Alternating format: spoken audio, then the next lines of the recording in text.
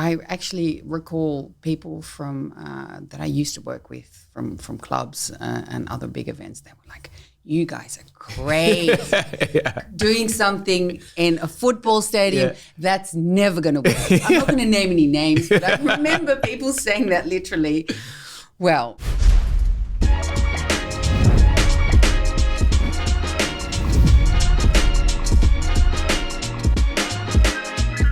Hi, Olga. Good afternoon, and thank you for being here, and thank you for cooperating with this team conversation. Let's dive into this right away, and I'm curious about who Olga is, and please tell us more about who you are and what you've done, and basically everything about you. Right. Where to start? I've been working with music for about over 30 years now. Wow. Basically starting on the dance floor and really discovering my love for music there, which was in Australia when I was quite young, working at clubs, at the door, at the bar, doing stuff like that. How we all start. Exactly. We have to start somewhere. Exactly. Yeah. And then I moved to the Netherlands, back to the Netherlands. Yeah. I'm Dutch, but I lived in Australia for quite a few years. And I was asked to come and work in Club Roxy, one of the pioneering house clubs. You were one of the true pioneers. Yes. Wow. Yeah, and I kind of thought, oh no, I'm not going to work in a club again. But it was so amazing and so special that I was there for 8 years, I think, until it literally burnt down and I had to leave. And I was working behind the bar and being bar manager, and also I started working as a DJ booker. That for one of the first booking agencies, I think maybe DJ booking agencies internationally, one of the first ones. And after that, so this is like mid-90s, or? That is, yes, I think, when did it burn down? Like 98. Yeah, something like that. Yeah, so sort of towards the end of the 90s. Yeah. I started there in 91, and I think it burnt down in 98, 99. And then I met Marcel Pantera, who was here. Who was also working. He had an agency for dancers at that time. Yeah, so that's true. He told us about it. Yeah. So I knew him from the Roxy. Yeah. And he said, I know these guys, they're doing really big events and they're looking for someone to program their events. So he's actually the guy that got me working for Ident. So because then you got connected to Duncan and the other guys. Yeah, they were looking for someone, and Sander Goed at that time. And I started working there, booking artists for... I think the first thing I worked at was The First Sensation, but I hadn't actually booked the artists. Yeah. And then I think the first event was Mysteryland. Yeah. And a lot of Mysterylands then, from then on. From then on, a lot of Mysterylands. You know what? I think in the Netherlands, I was there for like 17 years, so it would be 16 or 17 Mysterylands in the Netherlands. That's a lot. That's a lot. Yeah. You've been around the block then. Been around the block and back. Then after the first one, I also started programming Sensation. Which was also a pioneering event. Amazing. Yeah. I actually recall people from that I used to work with from clubs and other big events. They were like, "You guys are great, doing something in a football stadium. That's never going to work." I'm not going to name any names, but I remember people saying that literally. Well, it did work. And look how far it got us. I know. I mean, and the rest, they say, is history. Yeah. And how long did you have you worked at Ident? I worked there for 16, almost 17 years.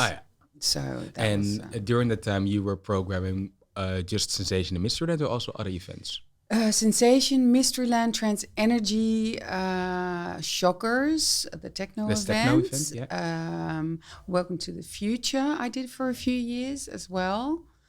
I think maybe left and right, even booked a few Thunderdome acts, but I didn't think them up myself, as it's not musically my neck of the woods. And anything else that we did soap. There were a lot of events, but mainly the main focus and the things that I did the most were Sensation, and also internationally, which is super exciting times. Of course, yes. And Mysteryland. And with programming all these different type of events, where did you get this broad knowledge of music from? I've been asked that really often, and I find it a kind of difficult question to ask to answer, because I kind of think you have a love for music, and once you're in it, you're just open to all sorts of music. Open to all sorts of music. I mean, you're not just programming what you like, obviously. With broad events like that, musically broad programmed events. And it kind of comes like a second nature. Yeah.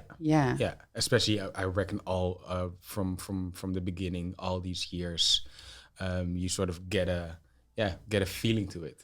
Yeah, and I think it has to start with a basic love for music, and interest in it. Yeah, and being able to sort of open yourself for all sorts of different genres, even though they're not genres that you listen to at home, for example. Absolutely. Yeah. And so you've done that for about 17 years. We'll dive into that a bit further on. And then after Ident, what did you do? After Ident, I went to work with Elro. They organized, they did a stage at Mysteryland, and I got to know them a little, and I thought, these guys are amazing. It was kind of felt like coming home as well, because it was kind of very similar to Ident as they were taking over the world. So they asked me to become territory manager for Belgium and the Netherlands, and I helped them set up their Elro festivals, their Elro towns in Antwerp and in Amsterdam, with partners in both cities, and that was fantastic as well. Yeah. Cool. And I also see that you've worked at other companies. You've been doing things for Bud. Yeah, I did this great event for Wink, who are the experiential agency for Budweiser, which is super amazing that Budweiser is working with a relatively small Dutch firm. Yeah. And they did a takeover during Super Bowl, and I was of a whole hotel that was completely transformed into a Budweiser hotel. Yeah. They invited, I think it was like next to 100 international influencers from all over the world that also were all creatives. So they were either musicians or dancers or artists. And I did the programming of the music. So from what you've just said, I feel that you have a passion for music. That's clear. Yes. When we look into what you specifically do, so you book the talent for a festival or a brand like Bud, which is like completely different from a festival. But when you look at talent buying as a whole, what does it entail exactly for people that don't know what talent buying is? Talent buying is you obviously discuss with the organization, whether that be a Budweiser or whether it's a festival organization, what they're looking for. So you both decide on what you want to curate, what kind of talent you want to curate. Then there's always this amazing wish list. And it always starts with Armin van Buuren and Tiesto. And it always, you start with generally there's the big 10 that everyone kind of wants, or the big 15 possibly. But they don't always fit into, tour-wise. They don't always budgets. fit into the schedule, budget, stuff like that. So it's a lot of going backwards and forwards with agencies, seeing who's available. And it all has to fit in together as well and make sense. Also for the region, for your audience. Then there's making of the deal. There's the contracting, and that's also something that you do when you buy talent. Yes, yeah. And setting up the budgets together with the organization and going backwards. It's very much a going backward and forward thing. It's not. Everyone has to be okay with the end result. Yeah. Yeah. And then there's the talent buying then, and then there's the artist handling. Mm-hmm. Something also which is on your resume. Mm-hmm. Is there a difference between talent buying and artist handling? Yeah, absolutely. And what's the I mean, the difference? talent buying is kind of everything that precedes the event. Then about a week or 2 weeks before the event, you have to start the communication to the agencies, the artists, the managements on what's actually going to be happening. It's just all the logistic stuff. And putting together a team who's going to be handling everything, making sure chauffeurs are there on time, hotels, hospitality, food, drinks. But you don't do that all yourself. I think. No. I mean, no. That you always have like a local team and definitely more people. Yeah, but you're in the sort of in the driver's seat. You direct the team that takes care of the artist, and because you book the talent, and so basically you're in from the start. Yes, I mean, you know exactly what you've agreed to as well within the deal, and what's important. And is there a difference in working with your own team here in Holland for the events that you've done here compared to working with local teams in other countries? I have such a lot of experience working with international teams as well. Yeah. That generally, the artist contracts demand similar things everywhere. Yeah. So at the end of the day, it's kind of the work that has to be done is similar. So to me, it doesn't make that much of a difference, really. No. And when you look at, because indeed you've done a lot of international events, so you've worked with a lot of different cultures, people in different cultures. Yeah. Is there a different way in talent buying compared to other countries?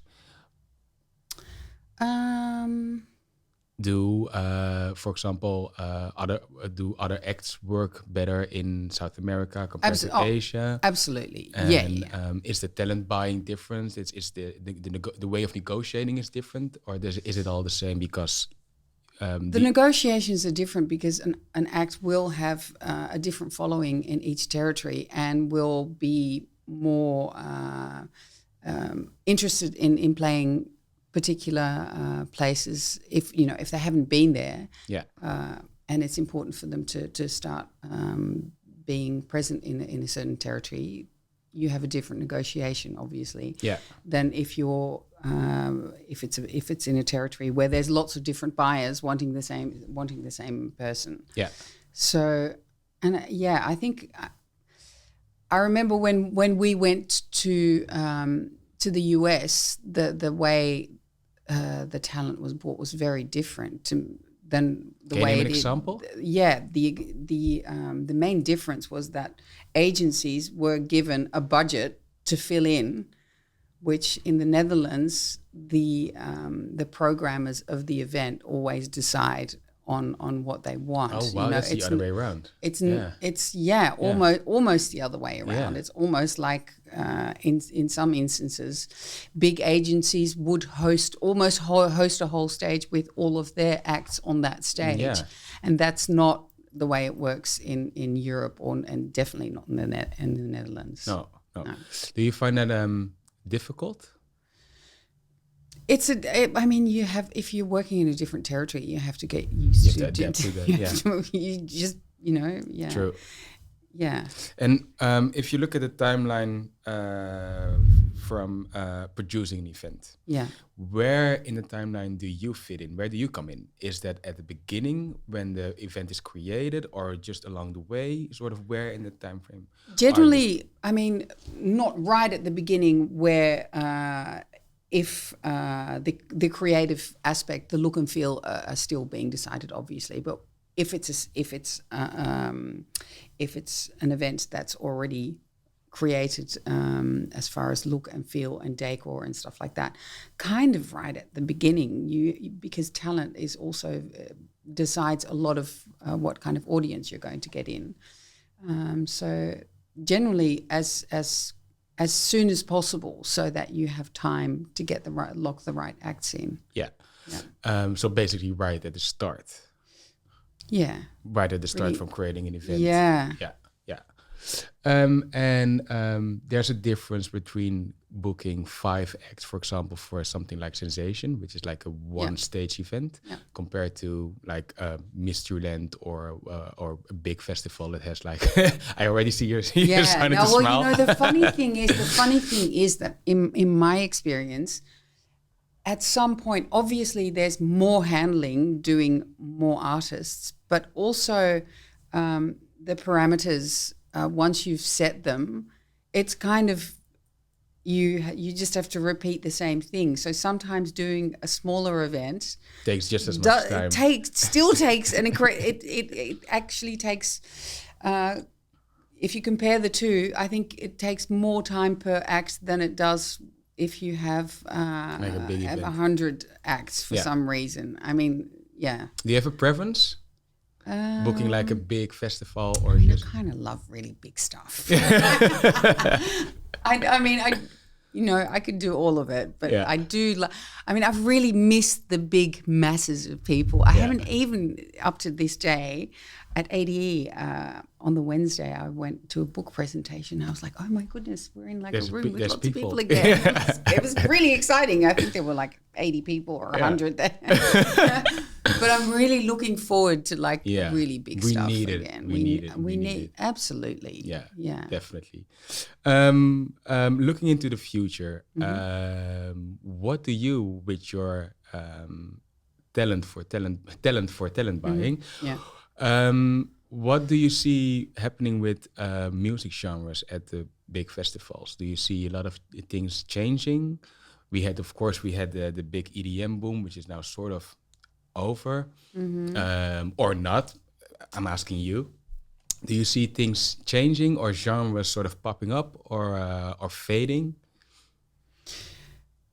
I kind of feel like, especially for festivals, things have been on hold as well. So it kind of feels a little bit to me like things are just continuing, and there might be a few new artists that are popping up that have been making music. But to me, I mean, if I looked at what happened at Amsterdam Dance Event, I just kind of saw a lot of the same names. Yeah, it's like same name from 2 years ago. It's like literally like the industry's been frozen for 2 years. Yeah. And nothing's really happened. So I kind of feel like we're moving on to where we've left off. I'm interested to see what's going to happen with really big festivals. I think, young kids are rearing to go. Yeah. I think we may lose some of the older generation that have. But that's kind of inherent to the music industry or to events, that it's part of a cycle. It's part of a cycle. Every year you need to get new acts. You need to get new audience in. Yeah. And would you still go out and dance then? I did last Sunday, absolutely. Yeah. Yes. Oh. I recently went to a wedding on Ibiza, and it was so nice because everyone was like, oh, we can dance again. It was, and everyone was so happy.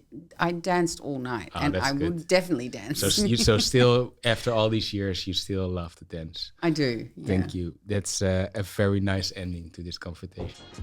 Thank you very much, Olga. Thank you.